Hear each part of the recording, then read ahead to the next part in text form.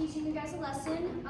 This week we're going to be learning about different pop art artists. If you remember from last week, we did like the whole introduction to pop art and talked about what it was. Some of you might have even looked up these artists when you were doing the research portion of the assignment. So we'll just have like a little mini lesson each day learning about different artists, and it should be pretty fun because you'll get to see a bunch of different styles. So today's artist is Roy Lichtenstein. Did anybody happen to Google him when we were doing our project last week? He does kind of cartoony art. Alright, so that should be new for a bunch of you guys. So Roy Lichtenstein, he was an American pop artist. He rose to prominence in the 60s, which was typically when pop art was around. He was huge on picking up the comic book style, like, you know, like big bright colors, primary colors, dotting, lines, all that kind of stuff. He dealt with popular advertising, and a lot of his work explored the relationship between fine art, advertising, and consumerism, all common themes we see in pop art today. So, to go into more depth about what his style is, he used what was called Ben-Day dots. And if any of you can picture in your mind like an old school comic book with the multiple dotting to like create depth in people's faces, that's kind of what that was. He really made those a thing. He did a printing process, so he would screen print on paper and then transfer that into comic books, if anybody knows what screen printing is. His paintings often featured scenes and characters from comic books, which then he would enlarge as like huge scale paintings.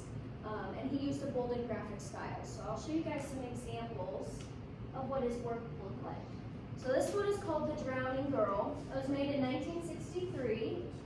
This painting had been described as a masterpiece of melodrama. Lots of emotion and character in this woman that he created. A lot of his artwork dealt with women and depicting tragedy and emotion.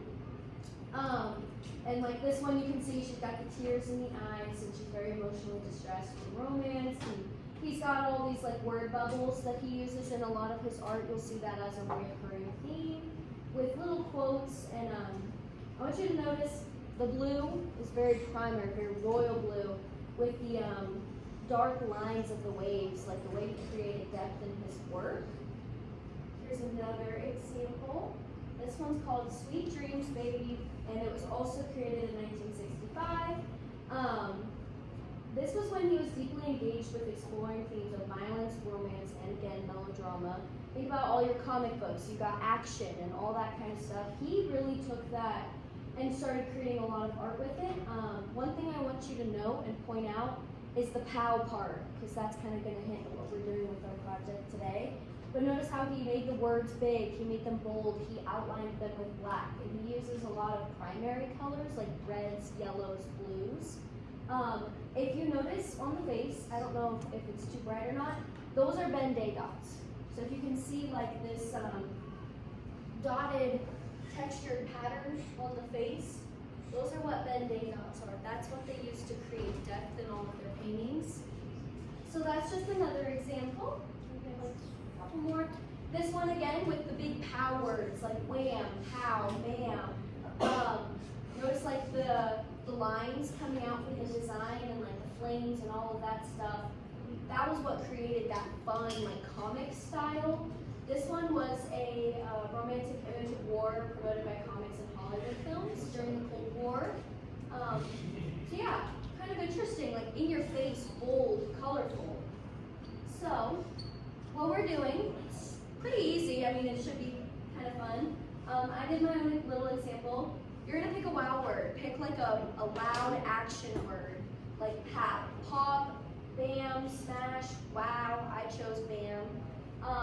And then you're gonna make it into bubble letters, and you're gonna design around the outside of them to kind of give it that comic-y style. Notice the use of the dots and the primary colors. There's another example on the board with someone who did pop. They made their letters 3D by adding the shadows behind them. And then they used the dotting techniques on like the clouds in the background. So I'll be passing out a piece of paper. And we have all kinds of markers over there. And at the end, when you're done, if you want to use white paint to add highlights, I have that. You'll just let me know when you want to use that.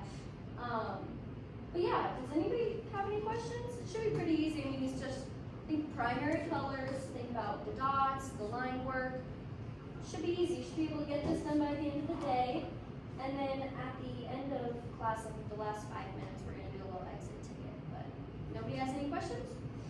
Super easy. Pick a wild word, turn it into pop art.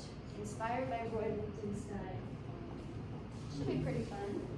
I suggest doing your color first and then outlining with the black markers so you don't have to like go over all the black markers. You guys can draw it out with pencil first, but you can also Google examples to look at to kind of inspire you. Yeah, pick a fun word. It doesn't have to be super long. It could be 3 letters, 4 letters.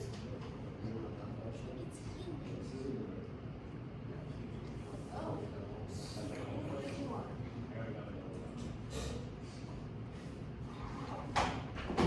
You guys know what we're doing? It shouldn't take you too long. Just pick a fun word, turn it into pop art. Let me take it with me. So you just can't take it. Maybe if you get some kind of cooking, it's going to give you extra stuff.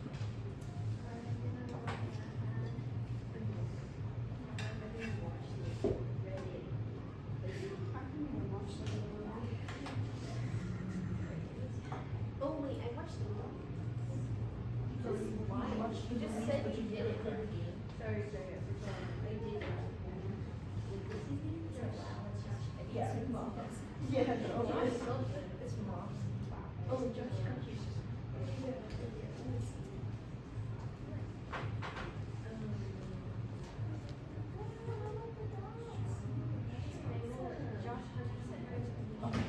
That's his name.